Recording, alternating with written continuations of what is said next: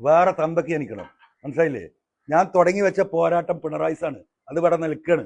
ആ പിണറായിസത്തോട് കൂട്ടിക്കെട്ടിയിട്ട് എന്നെ കൊല്ലാൻ നിൽക്കുന്ന ആളുകൾക്കെതിരല്ലേ പോരാട്ടം ഇനി ഉണ്ടാവുക. വയലിൽ ജോലി ചെയ്ത വരമ്പത്ത് കൂലി കൊടുക്കണം എന്ന് ഇസ്ലാം അനുശാസിക്കുന്നുണ്ട്. അപ്പൊ അതിനുവേണ്ടി പോരാടിക്കൊണ്ടിരുന്ന ഒരു പ്രസ്ഥാനമാണ് കമ്മ്യൂണിസ്റ്റ് പ്രസ്ഥാനം. ആ തൊഴിലാളികളോടൊപ്പം നിൽക്കുന്ന ഒരു പാർട്ടിയായിരുന്നു ആ പാർട്ടി. അപ്പോ ജനങ്ങൾക്ക് വേണ്ടി സംസാരിക്കുമ്പോൾ ഞാൻ UDF അകത്ത് വന്നാലും അൻവർ ഇത് തന്നെയാണ്. ഇവർക്ക് പല ഏർപ്പാടും ഉണ്ടാകും. ചില ആളുകൾക്ക് അവർക്ക് ഞാൻ നാളെ തടസ്സമാകും. ഒരു പൈസ അല്ല, എന്നെ തകർത്ത് തരിപ്പണമാക്കിയില്ല ഇവരൊക്കെ പാടെ കൂടിയിട്ട്.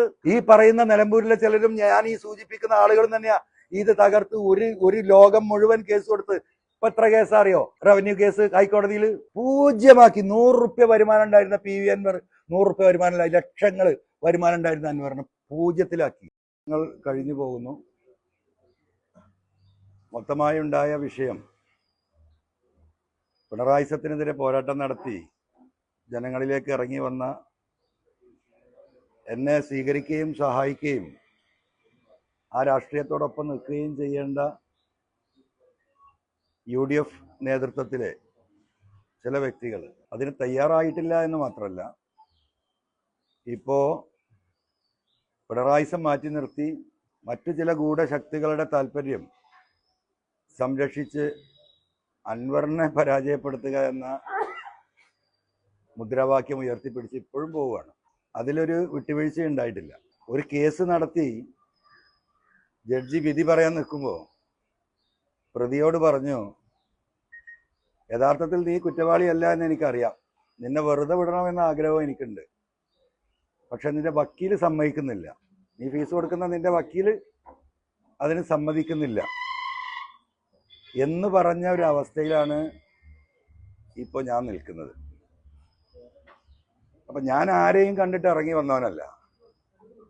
ഞാൻ ഇറങ്ങി വന്നത് എന്നെ സൃഷ്ടിച്ച സർവശക്തനായ ദൈവത്തെയും ഈ നാട്ടിലെ സാധാരണക്കാരും പാവപ്പെട്ടവരുമായ മനുഷ്യരെയും കണ്ടിട്ടാണ്. ആ മനുഷ്യരിൽ തന്നെയാണ് എൻ്റെ പ്രതീക്ഷ. ഭൂരിപക്ഷം കണ്ട് ഭയപ്പെടരുത്, നീ നീതിക്ക് വേണ്ടി നിലകൊള്ളണം എന്നാണ് ഖുർആനായാലും ബൈബിളായാലും മറ്റു മതങ്ങളുടെ അടിസ്ഥാന ഗ്രന്ഥങ്ങളായാലും ഗീത അടക്കം പരിശോധിച്ച് നോക്കിയാൽ നമുക്ക് കാണാനുള്ളതാണ്. അപ്പോൾ ഭൂരിപക്ഷത്തെ കണ്ടിട്ട് ഭയപ്പെട്ട് നാളത്തെ ഒരു ചെറിയ അധികാരത്തിൻ്റെ അപ്പകഷ്ണത്തിന് വേണ്ടി പിണറായിസത്തിനെതിരെ, ഈ ഗവൺമെന്റിനെതിരെ ഞാൻ ഉയർത്തിയ മുദ്രാവാക്യത്തിൽ നിന്ന് ഞാൻ തൽക്കാലം പിന്മാറാൻ ഉദ്ദേശിക്കുന്നില്ല. ശത്രുവിൻ്റെ മുന്നിൽ മിത്രമെന്ന് കരുതിയവരോടൊപ്പം നിന്ന് ആ ശത്രുവിനെ നേരിടാമെന്ന് കരുതിയ എനിക്ക് ആ ശത്രുവിനോടൊപ്പമാണ് ചിലരൊക്കെ ഇപ്പുറത്തും എന്നുള്ള വസ്തുത കേരളത്തിലെ സാധാരണക്കാരായ ജനങ്ങൾ പിന്നീട് മനസ്സിലാക്കിക്കൊള്ളും. അപ്പോൾ അവരാകെ ഭയപ്പെടുന്നത് ഞാനൊരു അധിക പ്രസംഗിയാണ് എന്ന്.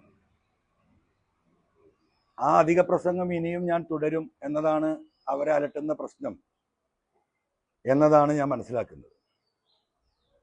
ആ അധിക പ്രസംഗം ഞാൻ തുടരുക തന്നെ ചെയ്യും, അതിൽ യാതൊരു തർക്കവുമില്ല. ഞാൻ എന്ത് വേണ്ടിയിട്ടാ പിണറായിയോട് ഏറ്റുമുട്ടിയത്? ഞാൻ ഏറ്റവും കൂടുതൽ വിശ്വസിച്ച് എൻ്റെ പിതാവിൻ്റെ സ്ഥാനത്ത് കാണുകയും അദ്ദേഹത്തോടൊപ്പം നിൽക്കുകയും ചെയ്തവനാണ്. ഞാനൊരു കമ്മ്യൂണിസ്റ്റുകാരനായിട്ടല്ല ആ കമ്മ്യൂണിസ്റ്റ് പാർട്ടിയുമായി സഹകരിച്ചു പോയത്. കമ്മ്യൂണിസം ഉൾക്കൊണ്ടിട്ടുമല്ല. ഞാൻ അന്നും ഇതേപോലെ ഒരു സഹകരണ മുന്നണിയുടെ ഭാഗമാണ്, നിങ്ങൾക്കറിയാലോ. പക്ഷെ കമ്മ്യൂണിസ്റ്റ് പാർട്ടിയുടെ ആദർശത്തിലെ പരമപ്രധാനമായ ഒരു സംഗതി സോഷ്യലിസമാണ്. അത് പാവപ്പെട്ട മനുഷ്യരെ സഹായിക്കുക എന്നതാണ്. ആ പാവപ്പെട്ട മനുഷ്യരെ സഹായിക്കുന്ന, ഈ നാട്ടിലെ തൊഴിലാളി വർഗത്തിന് വേണ്ടി സംസാരിക്കുന്ന, പാവപ്പെട്ടവന് വേണ്ടി, നീതിക്ക് വേണ്ടി പോരാടുന്ന ഒരു പാർട്ടിയായിട്ടായിരുന്നു ഞാൻ ആ പാർട്ടിയെ കണ്ടത്. ആ നിലക്ക് തന്നെയാണ് ഞാൻ ആ പാർട്ടിയിലേക്ക് എന്നെ ആകർഷിക്കപ്പെടുന്നത്. വയലിൽ ജോലി ചെയ്ത വരമ്പത്ത് കൂലി കൊടുക്കണമെന്ന് ഇസ്ലാം അനുശാസിക്കുന്നുണ്ട്. അപ്പൊ അതിനുവേണ്ടി പോരാടിക്കൊണ്ടിരുന്ന ഒരു പ്രസ്ഥാനമാണ് കമ്മ്യൂണിസ്റ്റ് പ്രസ്ഥാനം. ആ തൊഴിലാളികളോടൊപ്പം നിൽക്കുന്ന ഒരു പാർട്ടിയായിരുന്നു ആ പാർട്ടി. കമ്മ്യൂണിസ്റ്റ് പാർട്ടിയുടെ ഏറ്റവും വലിയ രണ്ടാമത്തെ പ്രത്യേകത എന്ന് പറയുന്നത് എന്താ? സെക്യുലറിസമാണ്, മതേതരത്വം. അപ്പൊ രാജ്യം നേരിടുന്ന ഏറ്റവും വലിയ വിഷയം ഇവിടുത്തെ വർഗീയവാദമായിരുന്നു. ന്യൂനപക്ഷ സമുദായങ്ങളെ, പ്രത്യേകിച്ച് മുസ്ലിങ്ങളെയും ക്രൈസ്തവരെയും ഈ രാജ്യമൊട്ടാകെ ആക്രമിക്കുന്ന രാഷ്ട്രീയത്തിലേക്ക് കഴിഞ്ഞ 10-15 വർഷമായി രാജ്യം മാറിയിരിക്കുകയാണ്. അതിനെതിരെ അതിശക്തമായ പ്രതിരോധം തീർത്ത് നിന്നിരുന്ന പാർട്ടിയാണ് CPM. അപ്പൊ ആ സെക്യുലറിസവും ആ മതേതരത്വവും ആ സോഷ്യലിസവുമാണ് ആ പാർട്ടിയുമായി സഹകരിച്ചു പോകാൻ, അതിനുവേണ്ടി പോരാടാൻ, അതിനുവേണ്ടി പോരാളിയായി നിൽക്കാൻ, ആ ജനങ്ങളോടൊപ്പം ഈ രണ്ട് ആവശ്യങ്ങൾക്ക് വേണ്ടി പോരാട്ടം തുടർന്ന വ്യക്തിയാണ് ഞാൻ. ആ ഒറ്റ ആശയത്തിലാണ് ഞാൻ അതിൽ നിന്നത്. ഈ രാജ്യത്ത് ഒരുപാട് ശത്രുക്കളെ ഞാൻ ഉണ്ടാക്കിയിട്ടുണ്ട്. സംസ്ഥാനത്തിന്റെ നിയമസഭയിൽ ഇവിടുത്തെ പ്രധാനമന്ത്രിക്കെതിരെ ഗുജറാത്തിൽ നടന്ന ഒരു പശുഹത്യയിൽ അതിശക്തമായി ഞാൻ പ്രസംഗിച്ചതിൻ്റെ പേരിൽ BJPയുടെ ഉന്നതനായ ഒരു നേതാവ് എന്നെ വിളിച്ചു പറയുകയും കേരളത്തിൽ നിങ്ങൾ മാത്രമാണ് ഈ പ്രധാനമന്ത്രിക്കെതിരെ ഇത്ര രീതിയിലുള്ള സംസാരം നടത്തുന്നത്. സൗഹാർദ്ദപരമായിട്ടാണ് പറഞ്ഞു. അതുകൊണ്ട് ദയവായി നിങ്ങളത് അവസാനിപ്പിക്കണം. ഞാൻ അദ്ദേഹത്തോട് സംസാരിച്ചു. ഞാൻ പറയുന്നത് വസ്തുതയല്ലേ, സത്യസന്ധമല്ലേ? ഇങ്ങനെയുണ്ടോ ഒരു അക്രമം? ഈ നിഷ്കളങ്കരായ മനുഷ്യരെ, വഴിയിൽ പോകുന്നവരെ ഈ വെട്ടിക്കൊല്ലുന്നത് ഏത് രീതിയിൽ അംഗീകരിക്കാൻ കഴിയും?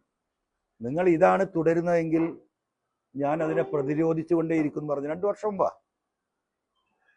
അപ്പൊ നിങ്ങളിത് അവസാനിപ്പിച്ചില്ലെങ്കിൽ നിങ്ങളെ കൂടെയുള്ള പലരുണ്ടല്ലോ, അവിടെ തന്നെ ആ സഭയിൽ തന്നെ പല നേതാക്കന്മാരും ഉണ്ടല്ലോ ഞങ്ങൾക്കെതിരെ നിൽക്കുന്ന.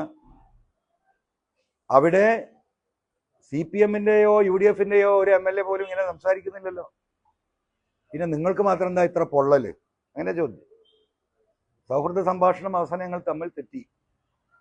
ഇപ്പൊ പറഞ്ഞു നിങ്ങൾ അനുഭവിക്കുന്നു. ഞാൻ അനുഭവിക്കാൻ തയ്യാറാന്ന് പറഞ്ഞു. നിങ്ങൾക്കറിയാം 2 വർഷം മുമ്പ് നിരന്തരമായി ED എന്നെ വിളിച്ചുകൊണ്ടിരുന്നു. ഒരുപാട് പീഡനങ്ങൾ ഞാൻ അനുഭവിച്ചിട്ടുണ്ട് ആ ഭാഗത്തുനിന്ന്. ഇന്നും ആ പോരാട്ടം തുടരുകയാണ്. അപ്പോൾ ഞാൻ ആ സെക്യുലർ നിലപാടിന്റെ ഭാഗമായി നിന്ന ഒരു പാർട്ടി പിന്നീട് ഞാൻ കാണുന്നത് ഒളിഞ്ഞും തെളിഞ്ഞും ഈ 2 സമുദായത്തെയും പല രീതിയിൽ ആക്രമിക്കപ്പെടുകയും ഭിന്നിപ്പിക്കുകയും ചെയ്യുന്ന വെറും ജാതി മത രാഷ്ട്രീയത്തിലേക്ക് CPM കഴിഞ്ഞ കുറച്ച് കാലങ്ങളായിട്ട് വഴിമാറി സഞ്ചരിക്കുകയാണ്. പല ഘട്ടത്തിലും ഞാനത് സൂചിപ്പിച്ചു. മലപ്പുറം ജില്ലയിലെ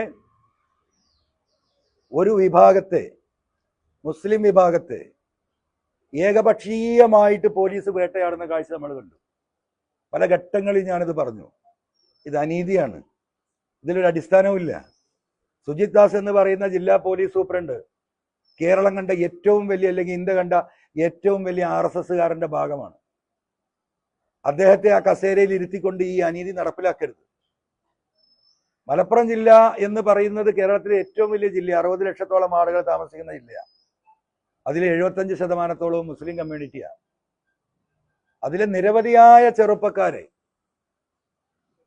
അടിസ്ഥാനമില്ലാത്ത ഒട്ടനവധി കേസുകളിൽ കുടുക്കി FIRന്റെ എണ്ണം വർദ്ധിപ്പിച്ചുകൊണ്ടിരിക്കുകയാണ്.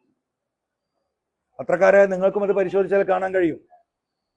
ഒരു വർഷത്തിൽ 10,000 12,000 FIRകൾ രജിസ്റ്റർ ചെയ്യപ്പെട്ട മലപ്പുറം ജില്ല അത് 30,000 40,000 45,000 ഉയർത്തിയത് ഈ സുജിത് ദാസ് ആണ്. അതിന്റെ ഭാഗമായിട്ട് ലക്ഷക്കണക്കിന് ചെറുപ്പക്കാർക്ക് പാസ്പോർട്ട് എടുക്കാൻ യാതൊരു നിവൃത്തിയില്ല. പാസ്പോർട്ട് എടുത്ത് വിദേശത്ത് പോയി ഒരു മാസത്തെ ലീവിന് വന്ന് പാസ്പോർട്ട് പുതുക്കി പോകാൻ ആഗ്രഹിക്കുന്ന ഒരാളുകൾക്കും പാസ്പോർട്ട് പുതുക്കി പോകാൻ കഴിയുന്നില്ല. പല കുടുംബങ്ങളും കടം വാങ്ങി വിദേശത്തേക്ക് പോയവരാണ്.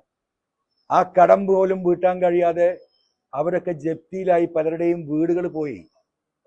നിരവധി തവണ ഞാൻ പറഞ്ഞു ഇടപെടണം, പക്ഷെ ഒരു ഇടപെടൽ ഉണ്ടായില്ല എന്ന് മാത്രമല്ല, അത് പ്രോത്സാഹിക്കപ്പെട്ടുകൊണ്ടേയിരുന്നു. അതിനെ ഞാൻ ചോദ്യം ചെയ്തു. നിങ്ങൾക്കറിയോ, കേരളത്തിൽ 2019 പ്രളയത്തിന് ശേഷം കേരളത്തിലെ 44 പുഴകളിലും മണലും മണ്ണും വന്ന് അടിഞ്ഞു കയറിയിരിക്കുകയാണ്. ഇപ്പോ ചാലിയാർ പുഴ വെള്ളത്തിലാണ്. ഏത് സമയം 4 മഴ പെയ്താൽ വെള്ളപ്പൊക്കമാണ്. പുഴയുടെ താഴ്ചയുടെ നിലവാരത്തിൽ നിന്ന് 2 മീറ്ററും 3 മീറ്ററും ഈ മണൽ വന്ന് അടിഞ്ഞിരിക്കുകയാണ്. ഈ വിഷയം നിയമസഭയിൽ ചർച്ച ചെയ്തു. ഗവൺമെന്റ് തീരുമാനമെടുത്തു ഈ മണലുകൾ മുഴുവൻ വാരി ഒഴിവാക്കാൻ. അത് വിൽപ്പന നടത്താനുള്ള അധികാരം പഞ്ചായത്തുകൾക്ക് കൊടുത്തു. ഓരോ മേഖലയെടുത്ത് നിങ്ങൾ പരിശോധിക്കുക. ഈ വനമേഖല എന്താ സ്ഥിതി? ഇപ്പൊ കാളികാവില് കടുവയെ പിടിക്കാൻ വെച്ച കൂട്ടിൽ പുലി കുടുങ്ങിയിരിക്കുന്നു. കടുവയെ കൊടുക്കാൻ വെച്ച കൂട്ടിൽ വേറെ ഏതൊരു പുലി വന്ന് കയറിയിരിക്കുന്നു. നിങ്ങൾ റിപ്പോർട്ട് ചെയ്തല്ലോ നിങ്ങൾ. ഇന്ന് പാലക്കാട് ജില്ലയിൽ ആന ചവിട്ടി കൊന്നിരിക്കുന്നു.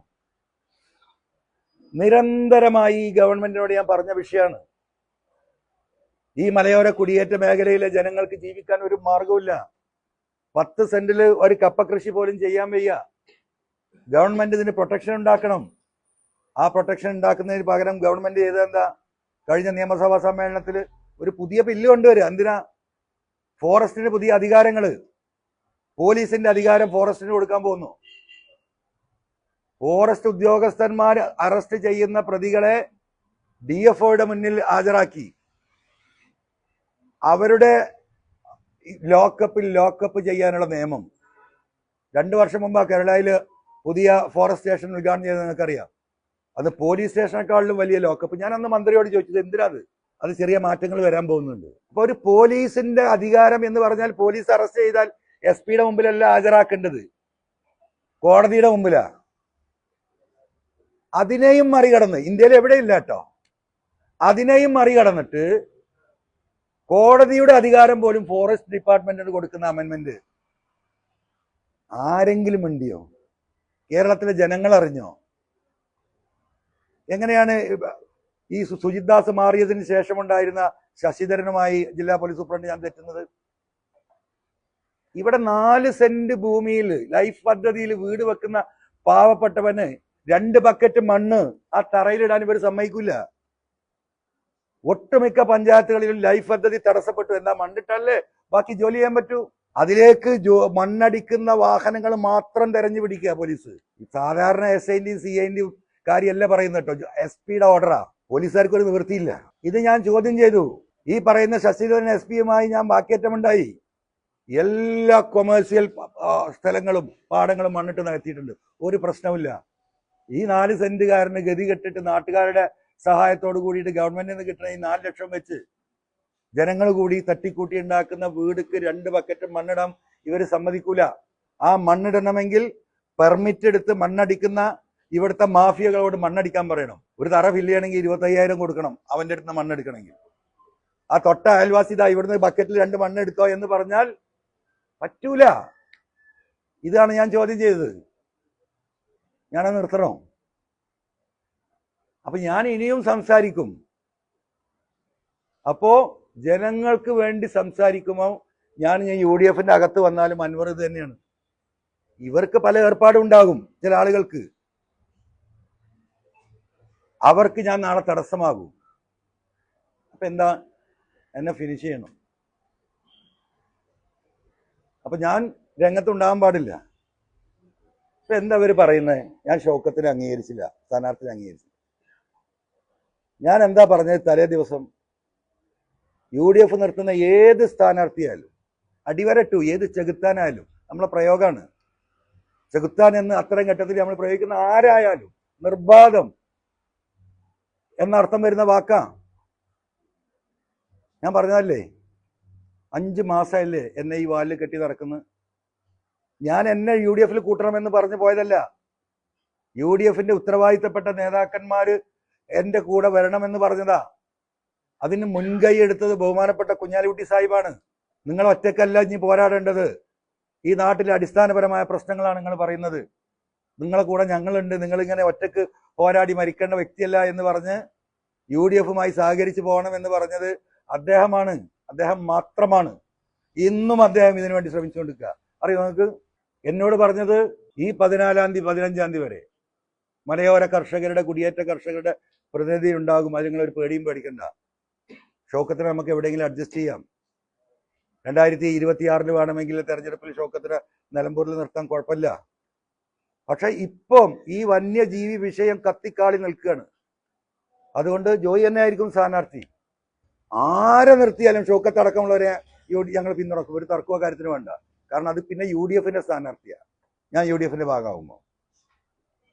പക്ഷേ ഞാനും കൂടി UDFന്റെ ഭാഗമായി നിന്നാൽ ഈ പിണറായിസത്തിനെതിരെയുള്ള പോരാട്ടം PV അൻവറും UDFും ഒരുമിച്ച് നിന്നിട്ടും നിലമ്പൂരിലെ LDFന്റെ സ്ഥാനാർത്ഥി വിജയിച്ചാൽ ഉണ്ടാകുന്ന അവസ്ഥകളൊന്നും ആലോചിക്കും.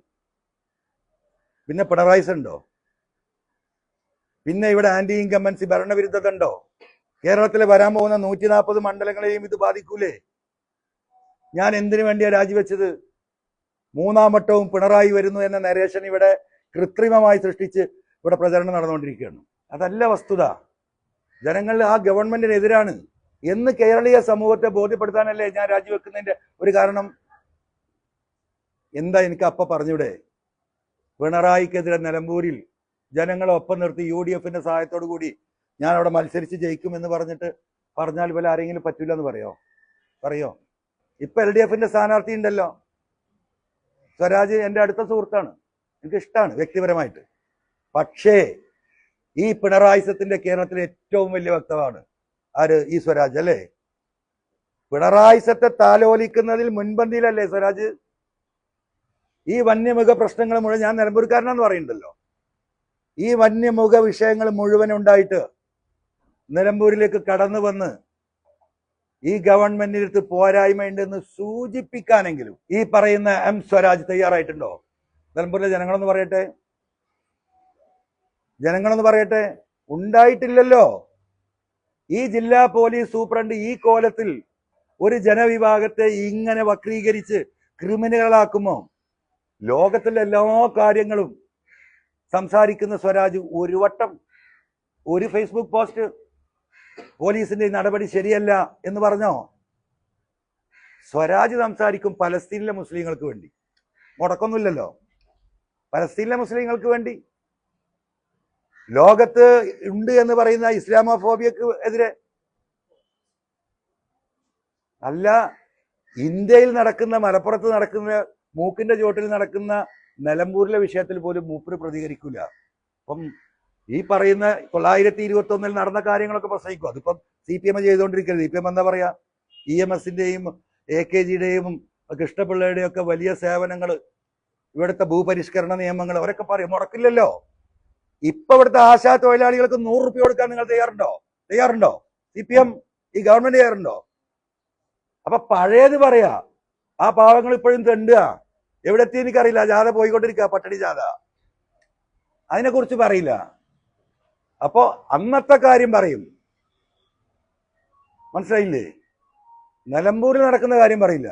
ഒരു പ്രളയമുണ്ടായല്ലോ നിലമ്പൂരിലല്ലേ, തലകുത്തി മറിഞ്ഞല്ലോ, നിങ്ങൾ കണ്ടതാണല്ലോ. സ്വരാജ് ഞങ്ങൾ ആരെയും കണ്ടിരുന്നോ? നിലമ്പൂർക്കാരന് പോത്തല്ലിൽ മുപ്പര പഞ്ചായത്തിലാ, അദ്ദേഹത്തിന്റെ പഞ്ചായത്തിലാ.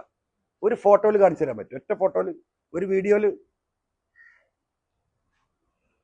എങ്ങനെയാ ദുരന്തത്തെ PV അൻവറും ജനങ്ങളും കേരളത്തിലെ ജനങ്ങളും നേരിട്ടത്?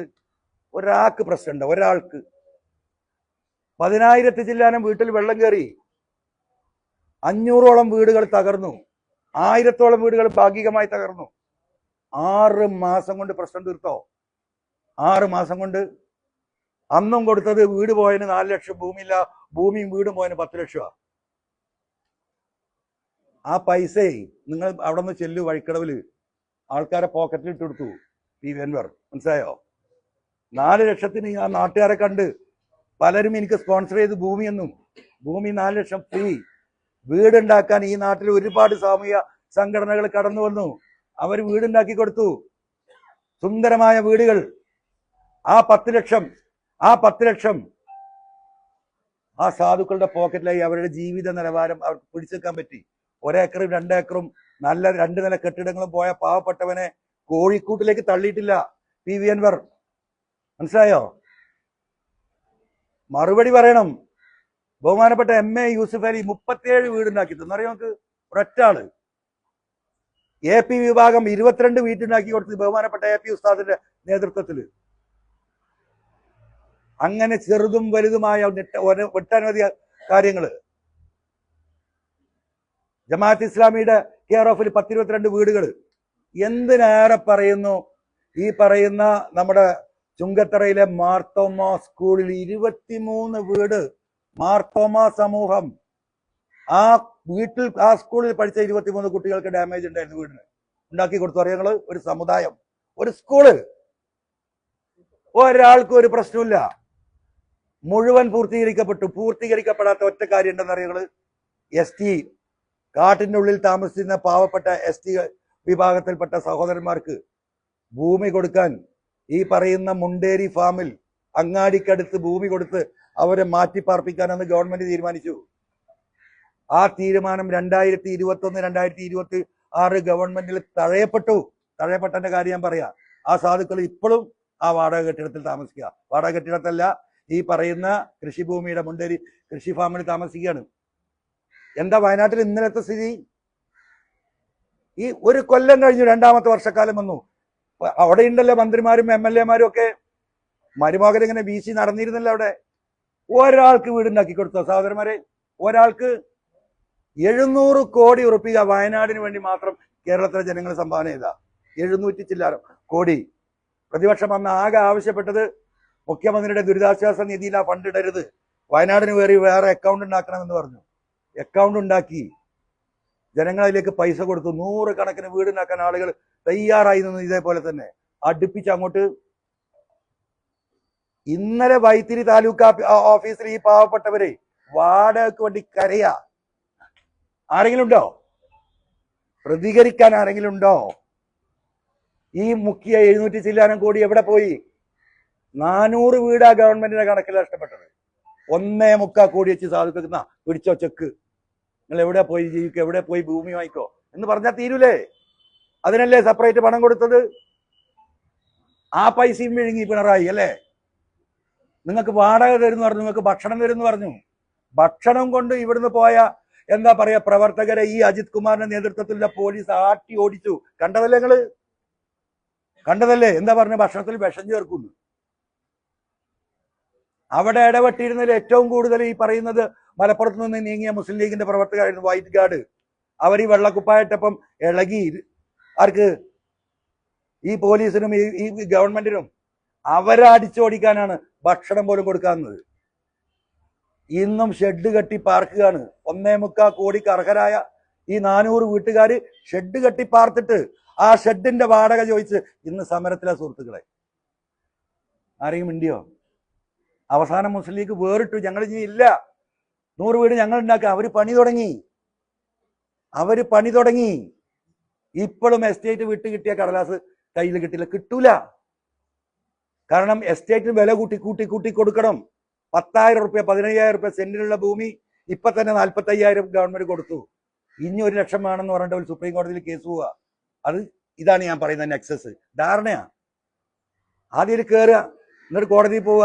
കോടതിക്ക് സ്വാഭാവികമായിട്ട് പറയില്ലേ നിങ്ങൾ ഭൂമി ഏറ്റെടുത്ത പോലെ മാന്യമായ പ്രൈസ് കൊടുക്കണമെന്ന്. ഞാൻ പറയും, ഇനിയും പറയും. ആ പാവപ്പെട്ട മയ്യത്തിന്റെ മുകളിൽ പാന്തം വരിക്കുക എന്ന് പറയും പണ്ടത്തെ ആളുകൾ. മനസ്സിലായില്ലേ? ഈ മയ്യത്ത് പുതക്കുന്ന പുതപ്പുണ്ടല്ലോ, വെള്ളത്തുണി, അതിന്റെ ബക്ക് ഇങ്ങനെ കടിച്ചു കീറിയിട്ട് വേറെ എന്തെങ്കിലും കെട്ടാൻ പാന്തം വലിക്കും. അതിനാണ് മയ്യത്തിന്റെ മുകളിൽ പാന്തം കെട്ടാറുണ്ട്, മുറിക്കാന്ന് പറഞ്ഞു. ആ പണിയല്ലേ പിണറായി ഗവൺമെന്റ് എടുത്തുകൊണ്ടിരിക്കുന്നത്. അതിനെതിരെ ഞാൻ പറയണ്ടേ? പറഞ്ഞുകൊണ്ടേയിരിക്കും. അതിനൊരു തർക്കം നിങ്ങൾ കരുതണ്ട. അത് പറയാൻ പാടില്ല. പലതരത്തിലുള്ള അഡ്ജസ്റ്റ്മെന്റുകൾ ഒരു ഭാഗത്ത്.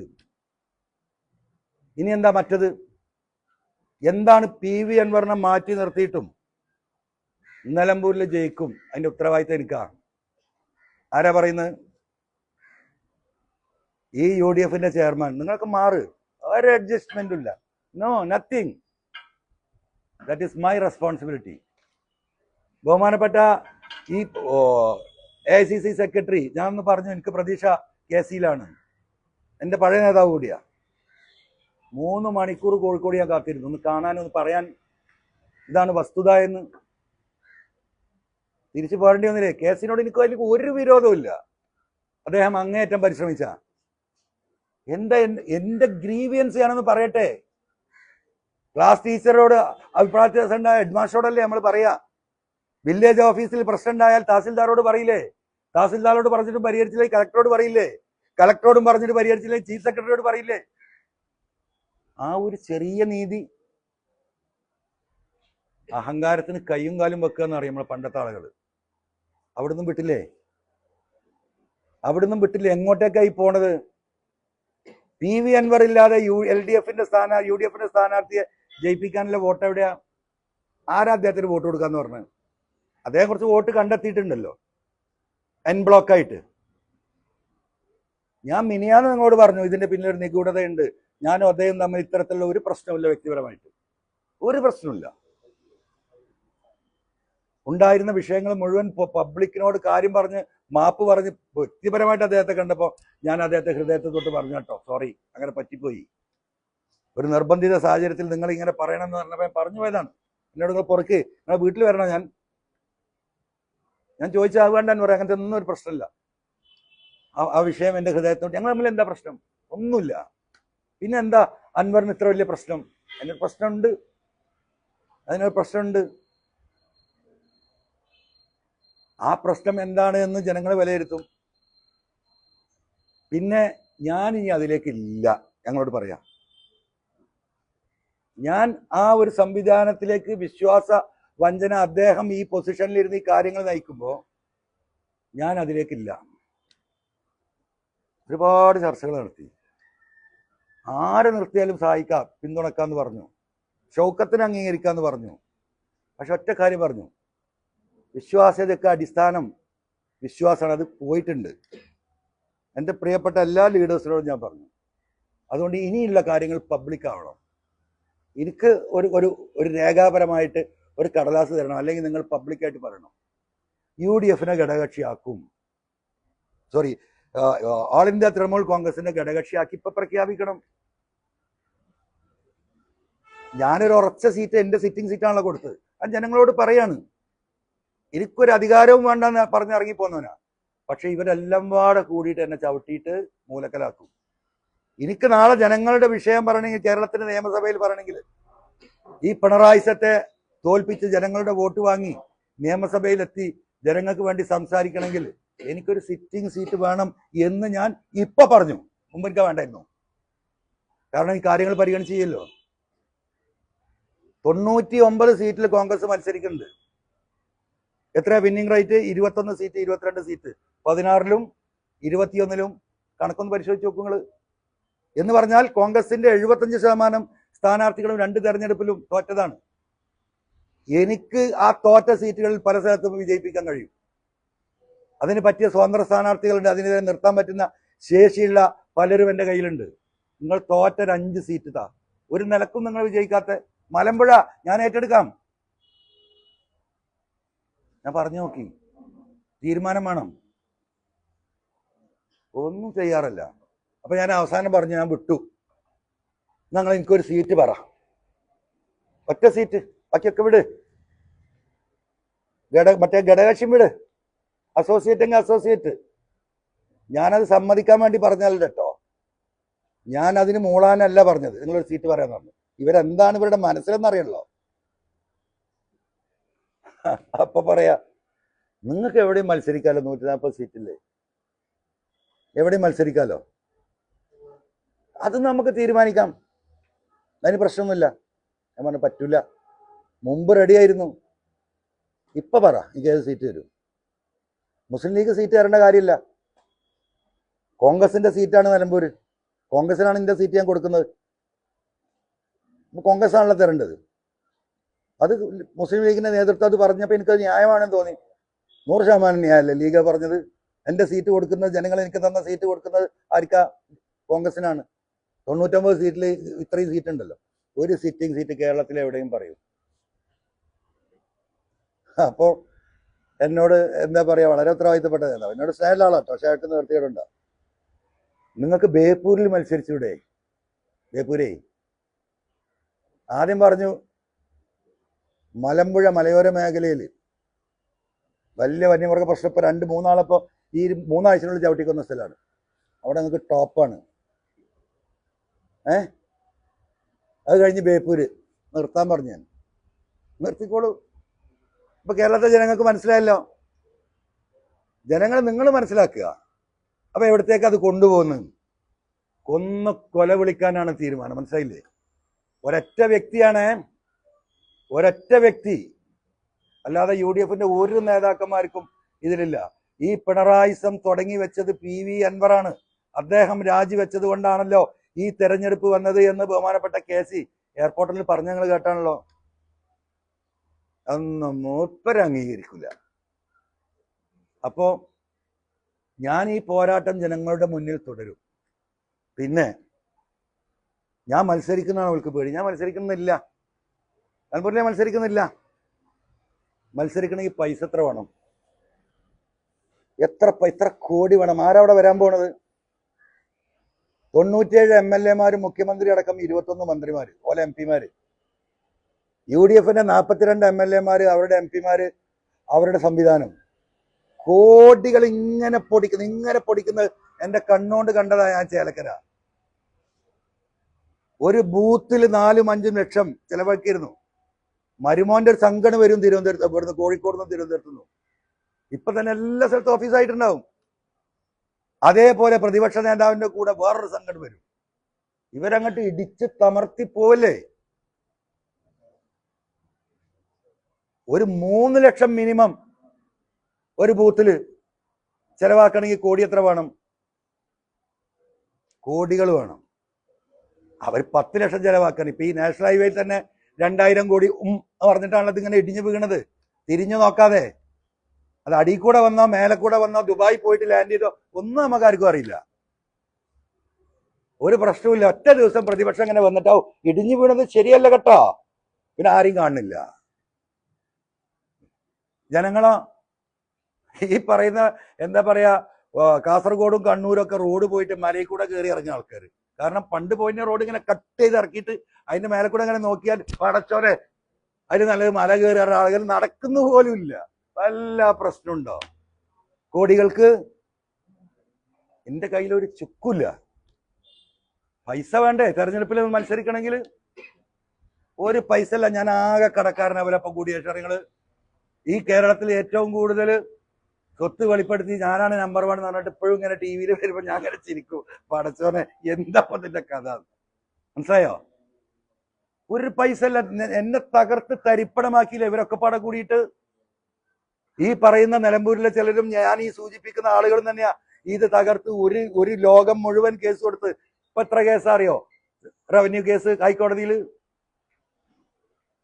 പൂജ്യമാക്കി. 100 റുപ്യ വരുമാനം ഉണ്ടായിരുന്ന PV അൻവർ, 100 റുപ്യ വരുമാനമില്ല, ലക്ഷങ്ങൾ വരുമാനം ഉണ്ടായിരുന്ന അൻവറിനെ പൂജ്യത്തിലാക്കി. പലതും ജപ്തിന്റെ വക്കിലാ. നാളെ രാവിലെ ജപ്തി വരുമോ എനിക്കറിയില്ല. ഒക്കെ ജപ്തി നോട്ടീസിൽ നിൽക്കുകയാണ്. നാളെ വേണമെങ്കിൽ ജപ്തി ഇഷ്യൂ ചെയ്യാം. PV അൻവറിനെ തകർക്കാം. എങ്ങനെയാ തകർന്നത്? ഈ ജനങ്ങൾക്ക് വേണ്ടി പറഞ്ഞു നടത്തിയ പോരാട്ടം. അറിയോ നിങ്ങൾക്ക്? ഇവിടുത്തെ IPS ലോബി, ഇവിടുത്തെ IAS ലോബി, ഇവിടുത്തെ IFS ലോബി, ഇവിടുത്തെ RSS, കേന്ദ്ര ഗവൺമെന്റ്, LDF-ലെ തന്നെ ചില ഘടകകക്ഷികളെ ചില ആളുകൾ, ഈ പറയുന്ന സംഘം, ഇവരൊക്കെ കൂടി ചേർന്ന് ഞെക്കി ഞെക്കി ഞെക്കി ഞെക്കി എന്നെ ഇല്ലാണ്ടാക്കി വട്ടപൂജ്യത്തിലാക്കി. ഒരു 10,000 റുപ്യക്ക് ചിലപ്പോൾ ബുദ്ധിമുട്ട്. അറിയോ നിങ്ങൾക്ക്? ഒരു ദിവസം 3 കുപ്പായ ഇടുന്നവരാ. ഞാൻ ഈ ഷർട്ട് ഇന്നലെ ഇട്ട. അറിയോ നിങ്ങൾക്ക്? ഇതിൽ അഴുക്കൊന്നും ആയിട്ടില്ല. ഒരു ഷർട്ട് മുണ്ട് ഇറക്കി കിട്ടണമെങ്കിൽ 60 റുപ്യ വേണം. അത് കോടികൾ PV അൻവറിന്റെ കയ്യിലുണ്ടായിരുന്നൊന്നും അങ്ങനെ തന്നെയാ. പഴയതല്ല. അപ്പൊ രാവിലെ ആ സ്ത്രീപ്പെട്ടി ഒന്നും ഇങ്ങനെ ആക്കിയാൽ ആ 60 റുപ്യ ഏതെങ്കിലും സാധനം കൊടുക്കാലോ. കൊടുത്തൂടെ? ഞാൻ ഈ ബിസിനസ് ക്ലാസ്സിലും ആ ക്ലാസ്സിലൊന്നും ഞാൻ യാത്ര ചെയ്യില്ല. ഇവിടുന്ന് 12,000 റുപ്യ 15,000 റുപ്യ ദുബായിലെത്തും. ആ ബിസിനസ് ക്ലാസ്സിൽ ഇരിക്കണമെങ്കിൽ 30,000 40,000 കൊടുക്കണം 3-4 മണിക്കൂറിന്. ഞാൻ ആ സാധാരണക്കാരടി പോയി എനിക്ക് കൊടുക്കാൻ പൈസ ഇല്ലായിട്ടല്ല. ആ പൈസ ഉണ്ടെങ്കിൽ ഏതെങ്കിലും ഒരു സാധു വരുമ്പോൾ കൊടുക്കാം. ഏതായാലും ആകെ കടാ. ഇപ്പൊ ഈ രാവിലെ ഈ വാതിൽ തുറക്കാൻ പേടി. എനിക്കറിയാം മനുഷ്യന്മാർ ഇവിടെ ഉണ്ടാവും. എന്താണ് ഓരോ ദുരന്തമായിട്ട് വരിക. ഇപ്പോഴെന്താ PV അൻവർ ഭയങ്കര മലയാളിയല്ലേ? കടം വാങ്ങി സഹായിക്കാൻ തുടങ്ങിയിട്ട് കൊല്ലങ്ങളായി. വിത്തെടുത്ത് കുത്തി തിന്ന് വിത്തും കഴിഞ്ഞു. 1 ഇഞ്ച് ഭൂമി എനിക്ക് വിൽക്കാൻ കഴിയും. അറിയങ്ങള് ഇവരുണ്ടാക്കിയ കേസ്, ഒരു മിച്ച ഭൂമി കേസ് 222 ഏക്കർ എന്നൊക്കെ നിങ്ങൾ കേൾക്കണ്ടല്ലോ. ഇപ്പോൾ നിങ്ങൾ കാണുന്നുണ്ടല്ലോ. എന്താ വസ്തുത? പടച്ചോനറിയാം. ഞാൻ അവിടെ വരേൽപ്പിക്കുക. അപ്പൊ എനിക്ക് മത്സരിക്കാൻ ആഗ്രഹമുണ്ട്, ശേഷിയില്ല. ആഗ്രഹമുണ്ട്, ശേഷിയില്ല. അപ്പൊ ഞാൻ ഈ ജനങ്ങളോട് ഇപ്പൊ എന്താ പറഞ്ഞ, അൻവറിന്റെ രാഷ്ട്രീയം ഇപ്പൊ ഈ മുന്നണിയിൽ വന്നില്ലെങ്കിൽ അവസാനിക്കുന്നതാണ്. ഞാൻ പോലെ രാഷ്ട്രീയം കണ്ടിട്ടല്ല. ഭൂരിപക്ഷത്തെ കണ്ട് ഭയപ്പെടരുത്, നീ നീതിയോടൊപ്പം നിൽക്കണം എന്ന് പറഞ്ഞുകൊടുത്ത് നിൽക്കും. ഞാൻ ഈ പച്ച പാവപ്പെട്ട സാധുക്കളെ കണ്ടിട്ടാ. അപ്പൊ മത്സരിക്കണം ഇതിനെ പോരാടണമെന്ന് എന്നെ സ്നേഹിക്കുന്ന ആളുകൾ എൻ്റെ അടുത്ത് വന്ന് പറയുന്നുണ്ട്. അതിൽ ഗതിയില്ലാത്തവർ വരെ പറഞ്ഞ, അന്നോടാക്കാൻ ഞാനൊരു 25,000 റുപ്യ ഉണ്ടായിത്തരാം, ഞാൻ 50,000 ഉണ്ടായിത്തരാം, ഞങ്ങളൊക്കെ പാടെ കൂടിയിട്ട് 2 ലക്ഷം ഉണ്ടായിത്തരാം. ആരാ? ഈ പാവപ്പെട്ടെ ഈ തൊഴിലാളികൾ വന്നിട്ട് പറയാ. നിലമ്പൂരിൽ നിന്ന് വിളിക്കുകയാണ്, ഈ ഈ ഈ വാർഡിലെ കാര്യം ഞങ്ങളേറ്റ്, നിങ്ങൾ ഇങ്ങോട്ട് വരും വേണ്ട, പൈസയും തരണ്ട. മനസ്സിലായോ? അപ്പൊ അതുപോലെ അറിയാം, ആർക്കറിയാം, രണ്ടു കൂട്ടർക്കും അറിയാം അൻവറിന്റെ ബാങ്ക് ബാലൻസ് എന്താണ്, സ്ഥിതി എന്താണെന്നില്ല എല്ലാവർക്കും അറിയാലോ. അപ്പൊ ഇതൊക്കെ ഇങ്ങനെ തള്ളുകയാണ്.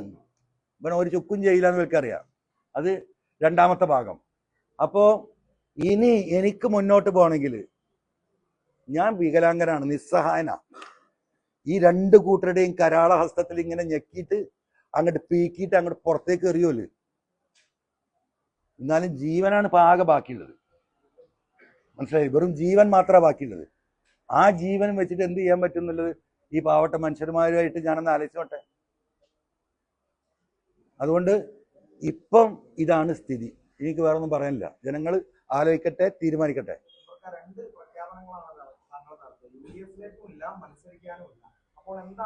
മത്സരിക്കാൻ ഞാനുണ്ട്. മത്സരിക്കാൻ അടുത്ത് 5 പൈസ അല്ല. മനസ്സിലായോ? ഇതിന്റെ കൂടെയുള്ള ഈ പാവപ്പെട്ട തൊഴിലാളികൾ, അപ്പൊ ടാപ്പിംഗ് തൊഴിലാളികളാണ് ഒരു വിഭാഗം വിളിച്ചത് വഴിക്കടവെന്ന്. അനുറാക്ക 3 ബൂത്തിന്റെ കാര്യം ഞങ്ങളേറ്റ്. ഞങ്ങളെ കൂട്ടത്തിലെ 4 എണ്ണത്തിനെ പുലി കടിച്ചു വന്ന്, ആന ചവിട്ടിക്കൊന്ന്. ഒരു മനുഷ്യനുണ്ടായിട്ടില്ല. ഈ പറഞ്ഞ ആരും ഞങ്ങൾ കണ്ടിട്ടില്ല. നേതാക്കന്മാർക്ക് താല്പര്യം ഉണ്ടാവും, ഓല് പോയിക്കോട്ടെ, ഞങ്ങൾ നിൽക്കാന്ന് പറയുന്നുണ്ട്. അപ്പൊ ഇതാണ് ഗതി. ഞാൻ എന്ത് ചെയ്യും? 100%. വി ഡി സതീശൻ മാത്രമല്ല, ആ വി ഡി സതീശന് എന്നോട് വ്യക്തിപരമായിട്ട് ഒരു അഭിപ്രായ വ്യത്യാസമില്ലെന്ന് എനിക്കറിയാം. പക്ഷെ അദ്ദേഹത്തിന്റെ പിന്നിൽ ഒരു ശക്തി പ്രവർത്തിക്കുന്നുണ്ട്. PV അൻവർ ഇല്ലാതെ അവിടെ ജയിപ്പിച്ച് കയറ്റി കൊടുക്കാമെന്നും അതോടുകൂടി PV അൻവറിന്റെ രാഷ്ട്രീയം, ഈ അധിക പ്രസംഗം അവസാനിക്കണമെന്ന് ആഗ്രഹിക്കുന്ന ഒരു വിഭാഗത്തിന്റെ പിന്തുണ അദ്ദേഹത്തിന് ഉണ്ടോ എന്ന് ഞാൻ സംശയിക്കുന്നു. ഞാനത് അന്വേഷിച്ചുകൊണ്ടിരിക്കുന്നു. അതിന്റെ കൃത്യമായ വിവരം കിട്ടിയ കേരളത്തിലെ ജനങ്ങളോട് ഞാൻ പറയും. ഞാനിനി ഇല്ല, UDF ഞാനില്ല. ഈ ഒരു ഘട്ടത്തിൽ UDF ഞാനില്ല. പ്രഖ്യാപിത നയാണ്. മനസ്സിലായില്ലേ? ഞാനില്ല കേട്ടോ. ഇനി എന്നെ ദയവായിട്ട് ഒരു നേതാക്കന്മാരും വിളിക്കരുത്. ഒരു സമുദായ നിങ്ങളോടൊക്കെ അങ്ങേ അറ്റത്തെ ബഹുമാനമുണ്ട്, ആദരവുണ്ട്. എന്നെ സ്നേഹിച്ച നിലമ്പൂരിലെയും കേരളത്തിലെയും കോൺഗ്രസ്സുകാരോടും ലീഗുകാരോടും സഖാക്കൾ എന്നെ വിളിക്കുന്നുണ്ട്. നിങ്ങൾ വരി, ഞങ്ങൾ ഇവിടെ ഉണ്ട് എന്ന് പറഞ്ഞിട്ട്. ആ പാവപ്പെട്ട തൊഴിലാളികളായ സഖാക്കളോട് എനിക്ക് കടപ്പാടുണ്ട്. പക്ഷെ എനിക്ക് ശേഷിയില്ല.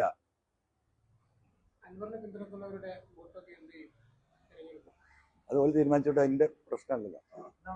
താങ്കളുടെ പ്രശ്നം ഇപ്പൊ അതാണ്. ഈ വോട്ട് എന്താവുന്നില്ലേ? ഞാൻ ഈ പറഞ്ഞില്ലേ, പച്ച മലയാളത്തിലല്ലേ ഇതൊക്കെ പറഞ്ഞത്. ഞാൻ വീട്ടിലിരിക്കും. ഈ കൊലയിലുണ്ടാവും ഞാൻ, അല്ലെങ്കിൽ ആ അങ്ങാടിയിലുണ്ടാവും. അങ്ങനെ സമാഹരിച്ച് തരാനുള്ള ആൾക്കാരൊന്നും എനിക്കില്ല. എല്ലാ മുതലാളിമാരും അപ്പുറത്തല്ലേ. ഈ ഓട്ടോറിക്ഷ തൊഴിലാളികളും ഈ കൈവണ്ടി വലിക്കണോലും ഈ റോട്ടിൽ കച്ചവടം ചെയ്യുന്ന ഈ എന്താ പറയാ, അവരല്ലേ അന്നും ഇന്നും എന്റെ കൂടെ ഉള്ളൂ. ഓലെടുത്ത് എവിടെയാ പണം? ഒരു ജീവിതത്തില് 2 അറ്റം മുട്ടിക്കാണ്. ഇപ്പൊ സകല നാട്ടിലും പനിയായി, മഴ തുടങ്ങിയിട്ട്. ഓൽക്ക് പാരാസെറ്റമോൾ വാങ്ങാൻ ശേഷിയില്ലാക്കുക. എനിക്ക് ധൈര്യമായിട്ട് ഇറങ്ങിപ്പോവാലോ. ഞാൻ ഒരു പൈസ ഈ ഗവൺമെന്റിന് 9 കൊല്ലത്തിലൊക്കെ വാങ്ങിയിട്ടില്ല. ഒരു പാരാസെറ്റമോൾ വാങ്ങാൻ PV അൻവർ വാങ്ങിയിട്ടില്ല. എനിക്കും കുടുംബം കുട്ടികളൊക്കെ ഉണ്ടല്ലോ. ഇവിടെ വിമാനവും കപ്പലും എന്താ പറയാ കോർപ്പറേറ്റുകളുമുള്ള MP-മാരും MLA മാരും ഒക്കെ നാട്ടിലുണ്ടല്ലോ. ഓലൊക്കെ ചികിത്സക്ക് അമേരിക്കക്ക് പോവുക ഈ നാട്ടുകാരെ പൈസ വാങ്ങിയിട്ട്. അവിടെ ഈ വിഷയങ്ങൾ മുഴുവൻ ഉണ്ടാകും. ഇപ്പൊ ഞാൻ ബേബി പോയി കിടന്നില്ലേ ഒരാഴ്ച മുമ്പ്, നിങ്ങൾക്ക് അറിയാലോ. 77,000 റുപ്യ ഞാൻ ബില്ലടിച്ചിട്ടാ പോകുന്നത്. ഞാൻ റീഇംബേഴ്സ്മെന്റിന് ഇന്ന് വരെ വെല്ലുവിളിക്കുക, വല്ല കൊണ്ടിട്ട കണക്കുണ്ടോന്ന്. മറ്റോലോ കാലിന് ചെറിയൊരു മുട്ടുവേദന ഉണ്ടായ അമേരിക്കയിൽ പോയിട്ട് പരിശോധിക്കണം അല്ലേ? ആരാ പോണ്? വിമാനമുണ്ട്, ഓന് കപ്പലുണ്ട്, സ്വന്തമായിട്ട് വിമാനത്തിൽ വേണമെങ്കിൽ പോവാം. അത് ഈ നാട്ടുകാരെ പൈസ വാങ്ങിയിട്ടാ. അതെന്നെ വ്യത്യാസം. അപ്പൊ ഞാൻ എന്ത് ചെയ്യും? ഏത് മുതലാളി എന്റെ കൂടെ?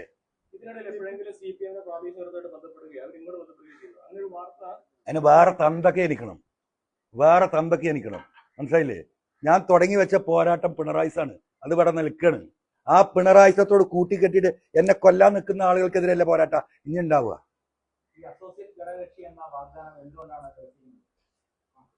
മലയാളമല്ലേ മാഷ ഇവിടെ പറഞ്ഞത്? നിങ്ങൾ ഈ ഫോണിൽ അയച്ചു വിടുന്ന ക്വസ്റ്റ്യൻ ചോദിക്കാൻ നിൽക്കുക. ഓക്കെ, ഇല്ലല്ല, അവസാനിച്ചു. എനിക്കിനി ഒന്നും പറയാനൊക്കെ പറഞ്ഞു.